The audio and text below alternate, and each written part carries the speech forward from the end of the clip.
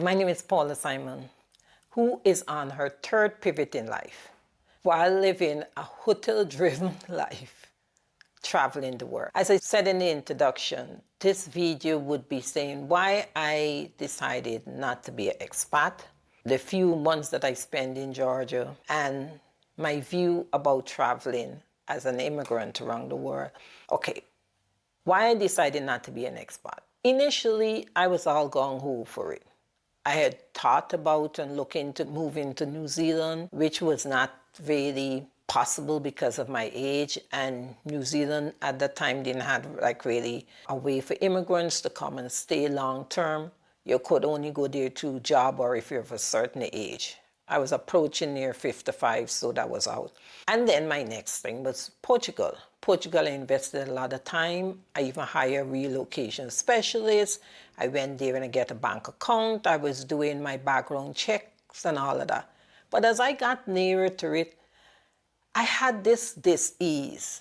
And this feeling is like I will be giving up the life that I want if I move to Portugal. Because as an immigrant, I understand when you see you just move, there's a lot of adjustment that you need to do.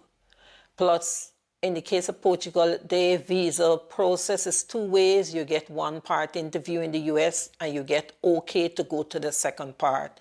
The second part is where they will interview you in Portugal and then you get a more permanent card there. Although that too have some restrictions to it.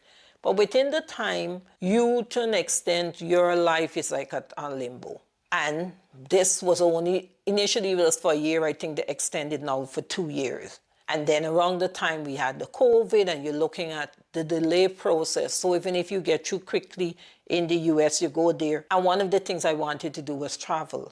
And as I think about it, I will be in Portugal for I don't know how long, with my movement still restricted only within Portugal, because you could travel, but then you have a certain time, you have to do certain days within a certain time. And as I think about it, I mean, I have to constantly making sure that my traveling is up to date. I didn't want, America got the problems or whatever it is, but I didn't feel like leaving there to go somewhere where I dealing with restrictions. Plus, it would have been more costly for me to be in Portugal because of the exchange rate, because the US dollars is still less than euros, and is euros in Portugal. Then the thing that really and truly put the final nail in the coffin, so to speak, is speaking with this real estate agent. You have to get a home there, and they were asking for 1 year lease, which someone said it's not really official, but because people start doing it, it's suddenly become official, unofficial. Anyway, he was saying, based upon, since I don't have like a guarantor for someone to guarantee my credibility or whatever the case may be, he said I have to pay this, I got to pay this up front, I got to do that, I have to do the other, I have to pay him. When I calculated, it was like nearly 10 to 11,000 US dollars that I will be giving up front. There's one thing. But on a visa that I have no guarantee of getting it. And it, as I'm saying, being an immigrant that went through the visa process. I don't care, you could have all the T's crossed and all the I's dotted, and your paperwork land on somebody's desk, and they decide to be vindictive, or they decide to push your paper wrong, or whatever the case might be, they could do it. They could. You have no way of knowing that they're doing it. You have no rights to argue, because take it from me, whoever head in the department is not going to call you and say, oh, Paula, I'm so sorry, Mr. Pedro, do what and what with your paperwork. No. I know that the final say is not on what you present, it's whoever you present it to. So when I asked him, I said, well, okay, if I do not get a visa, what are my options? He said, oh, well, I can't get back any of the money. He said, well, you will just have to come here, which is every 90 days. But then all my money will be tied up in another country that I'm not certain about getting into. And that will be tying up my funds to travel. So I decided I'm not going to be an expat. I'm going to be traveling around. This is it now. In 2023, I decided that, okay, I'm going to look for a place where it's like a bit central. I could use as my base while I travel. Because when I travel and I get back to the US, jet lag hit me out. It is tiring. I'm very, very tired. It's very, very expensive to get back to the US. And then I'm going back to the US. Since I walk away from my profession, I don't have the home. I'm going back to the US just lingering around. And then after a few days, I will be out because I'm not going to stay any one place like 6, 7 months. That is not happening. But I said, okay, I will get a base central. I look at 2 countries. I know for certain Albania and Georgia. Both countries I visited, both allow persons with a US passport to spend 1 year in that country without a visa. I have, in the case of Georgia, you could go to school, you could even work, you could buy an apartment, and all of that. I'm not certain about Albania. But I choose Georgia over Albania. Why? Because Albania had came with some horrible memories dealing with the Airbnb. Secondly, the infrastructure in Georgia is far more better than Albania. And thirdly is that in Albania, the addresses is all mixed up. It's stressful finding place because you can't find them on the map and all of that. Things are better in Georgia. I had a better experience in Georgia, not realizing it was better because I stayed in hotels in Georgia. Albania was Airbnb. Let me get to part 2, how I end up in Georgia and what made me decide to leave Georgia. Well, I went to Georgia, it was fine. I spent a few weeks in a hotel and I get an apartment to rent and I was all excited and gung-ho. Getting the place, it feels so good. I was able to put my first cookbook up on the countertop and everything going. Then you realize suddenly you need containers to put food in. I'm buying upteen cleaning supplies because I can't understand what they say. A lot of the things are very highly scented, those strong rose scent, which I do not like. At times you buy something that says unscented. When you smell it, it means it have less rose scent, but it's still heavily scented, so I'm buying different things to clean. Suddenly I realize the bed, I need a duvet, and I need a blanket, and I need a lamp, and I need all these things to get in this house together. One of the things very, very early I realized is that things don't happen. They have their own way of doing things. And I understand that. I don't leave America and go to somewhere else and expect everything and be like America, because then I would have stayed in America. But what you realize is that when you actually, like in a living situation, in a home or in an apartment, that you sign a lease for, that you have big name electricity bill and water bill and all these things, is even different from when you're in an Airbnb and for certain you're in a hotel. So things that you do not take note of, usually you suddenly start taking note of. Things that never used to bother you and irritate you, it suddenly start bothering you or irritating you. And one of the things I realized very early in Georgia, Georgia is dusty. It is very, very, very, very dusty. You would observe if you visit there, you go into a store that always have somebody mopping and cleaning. And initially I thought it's because they must be so obsessed about place, keeping neat and clean, which part of it. But why they clean so much is because of the dust. I went to the dentist, and when you go, the first thing you enter through the door, there is something in the corner for you to put, it looked like a shoe guard, looking like a shower cap on your shoes. Mind you, with all of that, there's still someone cleaning. People always cleaning. Georgia is full of dust. And where the apartment I was in, the apartment of itself is very, very nice. As I comment to someone that if I could have moved the whole apartment and put it somewhere else, gladly I would have done that. But it's in a place we have several other construction going on. You're not hearing the construction when you're in the apartment, but when you're outside, there's dust everywhere. And when you come in, your shoes are always dirty. Another thing too, you have to be cleaning constantly. You can't hire no cleaner to come in 1 and 2, 3 times a week. You need a cleaner who's living in because I'm telling you, this dust will roll up all over. Along with that, within about a week of I moving in, the elevator broke. And this is one of the reasons I took the apartment, because I had an elevator.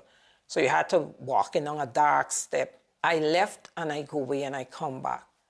And then all these little things, when you find that, I find I start accumulating stuff. I just leave Atlanta, where I work with everything, every cell in my body to get rid of everything. I rent a storage unit. I get rid of the storage unit. All of that. And I make a vow to myself, I'm not going to, for the rest of our living, I will never accumulate so much of stuff again. And then you go into this place and you suddenly start buying this, you're buying that. And then you remember, I need oil, or running out of olive oil, I have to get this. And the breaking point for me was a morning, I suddenly get deja vu when I realized, I need eggs. That is what exactly I was doing in Atlanta. It's the mundane things that some people, it is life. They is what you do. But for me, after a while, it started getting to me. The mundane, you got to remember this, you got to do this. If the lights go, you got to call Georgia Power. You got to check with the internet. And I'm thinking, Paulo, you leave Atlanta, Georgia, to come to Tbilisi, Georgia, and doing the same thing. And really and truly, even if you're thinking about cost, there isn't much cost between Atlanta, Georgia and Tbilisi, Georgia. For me, personally, it's not to say getting any big savings. It's like I'm start saying, what are you doing? I'm traveling still because this is one of the things that I want to do. I want to travel more. So I realize I have this, like an expensive storage unit because I wasn't there. But it's a place, you say, to keep your stuff, but you have to come back and you have responsibility because even when I'm traveling, I got to remember money, my rent is due the 19th. I got to remember by the 15th, start the transfer process to make sure it reach him on the 19th before we catch a fit. And you got all of that. And most importantly, I remember in 2014, when this ease with me about what happened in my life. I want to change. It was hard to explain to people because there wasn't anything visually that make me want to have a change. You could say the country wasn't as crazy as it is now. I didn't go through a divorce, no health problem, children problem. So to want to make this change in life, even if I explain it to persons, they couldn't understand. And even to me, I couldn't understand.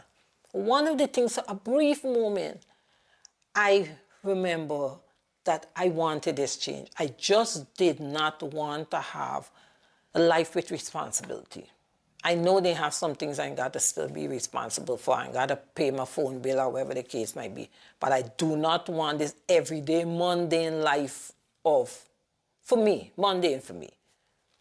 Doing the same things you got to do every Friday or every Tuesday or every Wednesday or every Thursday.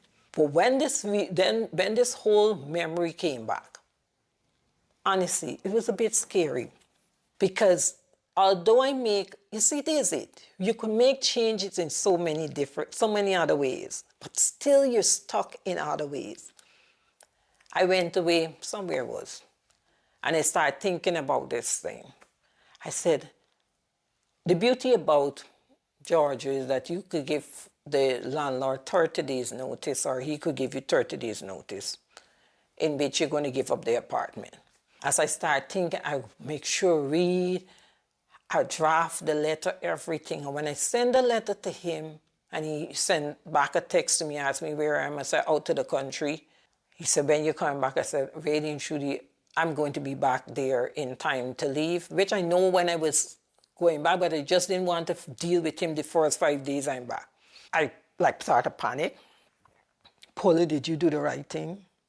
I mean to say this thing is there. He isn't a horrible landlord or whatever the case may be. The place is there and the constructions, not the construction outside, the construction that going on in the apartment next to you, the drilling all hours. It was a whole lot. But guess what the Holy Spirit did? When I returned, let me tell you a bit about getting into Georgia. The airport is a small airport. I never see two planes landing.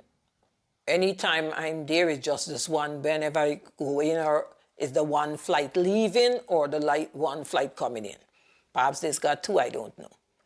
But it is so set up that when you go through customs, you're like an upstairs. You have to go downstairs to get your baggage. The minute you pass through customs, there is a whole corridor, anyone downstairs. Even if sometimes if the door open and people outside waiting to pick up guests or whatever the case might be, when the door open, they might even be able to see you, right? That's how big is the place. When you come out there, there's an escalator and an elevator for you to come down. The escalator is so short that I'm telling you, if it ain't working, even if you got a heavy bag, 2 by 2, you'll be able to get downstairs. There's about 4 officers observing you come down those stairs. There's no other way in, there's no other way out. They're observing you. You come downstairs, I always have to go to Carousel 1 because as usual, there's only one plane coming in. You go to your right, you collect your bags, and you leave. They're watching to see who come downstairs, who collect bags. Why when I return and I head out of that door, I give you all of the information for you to get an understanding what I'm talking about. Why when I exit the door, like going out to reach the taxi or whatever the case might be, there was, I don't know if he's a regular police, if he's a custom officer or what. He's just big. I know he's far bigger than me. He pushed his hand out on something he said. I know he was asking for my passport. I gave him my passport. He stood up there, he go through it, and then he pushed it back to me. He just pushed it back to me. He didn't even look in my direction, and he walked off. I said, okay, things could be changing. 2 days after, I was going to see the dentist, sitting at the back of the taxi, still tired of everything, because the minute I went back in, I started breaking down the place, start putting things away, one need to wash or whatever the case might be. I decided my eyes, it stopped at a traffic light. If you go to Georgia, they always got graffiti around the place, right? And for a while, the ugly boys were putting Russia go home and all this sort of stuff. But for the first time, and only time I saw, there was this big graffiti on a wall, Yankee go home. And I said, thank you, Father. Because sometimes you be second guessing what you're doing and you don't know if you're doing the right thing and you're thinking, oh, I just make one change and I spend some months here and the year end up and all of this sort of stuff. That is it. The third thing that concrete for me that I know I did the right thing was over Christmas time when I was, who knows, China or somewhere. I saw on Yahoo that they had all of this protesting in Georgia. And I don't know if they were burning buildings or they were burning things out there. But the first thing that crossed my mind, and I even texted 2 other friends and I told them, I said, if I still had my stuff there, I could not have enjoyed my vacation because someone would say, oh, it's just a little protest. It could start as a little protest. A simple thing as somebody getting hurt or somebody pushed somebody, that whole little protest, and I think they already had police out there, could escalate into something big. If you're out of the country, all right, it might not reach where I am. But you know what Paula will think is that, would I be able to get back into the country? How bad this thing is going to be.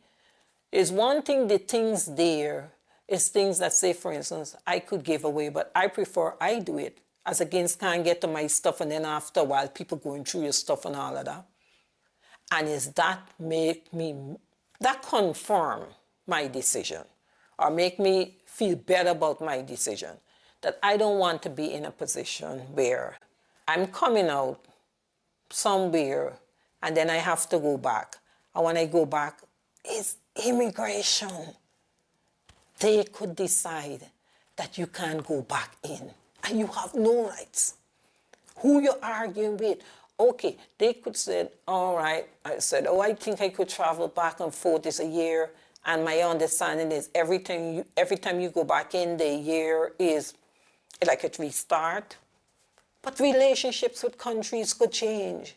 You don't know what's happening just because they didn't make an announcement. You don't know what's happening.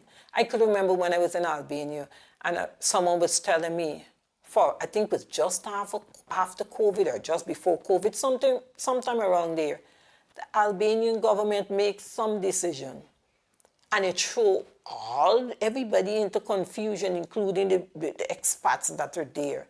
And then eventually the bar lay down because people had just come back into the country. They had signed apartment lease and all of that. And that comes to the third part, my view as an immigrant traveling. As I said, you're at the mercy of the immigration officer. And I don't want to be in a position where I was looking on YouTube, this girl was saying she was getting back into Bangkok or somewhere, and then they didn't want to allow her in, and was a whole lot of confusion. That is what happened being an immigrant. If you had never went through that situation, you might not understand what I'm talking about. Although I went through it in America, that is my view every country I go to. Because I still feel like an immigrant in America, because I just naturalized. And there's the whole feelings I have everywhere I travel. And my view is this right now. I don't know how long I will be moving around. I don't know if anywhere I will find that I really want to stay. I don't know. But for the time being, when I hit the airport, I hit the airport. If when I come, for some reason, you look at me, especially like going to China in December month, they just couldn't understand I traveling alone. In China, they keep asking, are you traveling alone? Are you traveling alone? How long you been traveling alone? I said, for the last 2 years. Why did you choose these countries? I said, because those countries allow hassle-free travel to persons with a U.S. passport. That's what make the girl finally stamp my passport. But this what me to say. They could have said, oh, we don't want you, you can't come in for whatever reason. My only concern would have been, would whatever they put in the system, would it affect me going to another country? How am I going to cancel the reservation that I have there? Which country they're sending me to? I guess they're paying the fare for me to go to the other country. Would I have to get hotel in the other country? There's my concern. I don't have to bother it if you don't want me in your country. Oh, well, I go somewhere else. But if you're going back into where you have this base that you create and you have your things there and they decide, okay, they don't want you in their country, then it's a whole different problem for you. And I do not want that. I knew what it was in the early stages, getting paperwork, part out in the US and all of that. I have no intention. I'm 16 years old now. I have no intention of putting myself through that. For the time being, I will be living a hotel-driven life because I don't have to see no palace. I don't have to do nothing. I don't have to do that, the other. I find a nice hotel somewhere new, the price is right or the points is good or whatever the case might be, and I go there, and because it's a new place, it's in a different culture, I will always find something interesting to do or to interact or to observe. And it's that I would. That's what I'm doing. What I'll advise anyone is that traveling is like cooking. Some people do not like to put raisins in the potato salad. That might cause you not to be invited to the cookout. While some people don't mind raisins in the potato salad, because I like potato salad and I like raisins. That is it with traveling. You could decide exactly the way you want. And most importantly, even if you choose one way to do it and you find you don't like it, just change. And that's what I did. First was to be an expat. Realized it's not for me. Secondly, to have a base and get myself with this whole thing. No. And when I leave Georgia, if you see the set of stuff that I leave back there, again. No. I want when I enter a country with my little Georgie bundle, and if while I'm there, I'm planning on spending 30 days, and for some reason I see a shiny country somewhere else, and I just have a way of able to cancel that reservation, or whatever the case may be, and the fare is right or wherever it is, and I gone off to the next shiny country, I must be able to do that. When I come in with my Georgie bundle, and when I leave with my Georgie bundle, I have to make sure I didn't leave nothing in the hotel safe. I don't have to worry about anything. That is what I want to share with you today. If you are new to this channel, welcome, welcome, welcome. Returning subscriber or visitor, welcome also. If this video or any of the other videos on this channel has been helpful to you, please share. And you know what? We got space. Why not subscribe? Be part of the team. Turn on your notification button so YouTube will let you know when a new video is uploaded. And a very, very important and personal question. Do you know where your passport is? Is your passport valid? How many blank pages in your passport? Because those three things will determine whether or not you will be able to explore somewhere else and learn something new. Take care. Have a blessed day. Bye.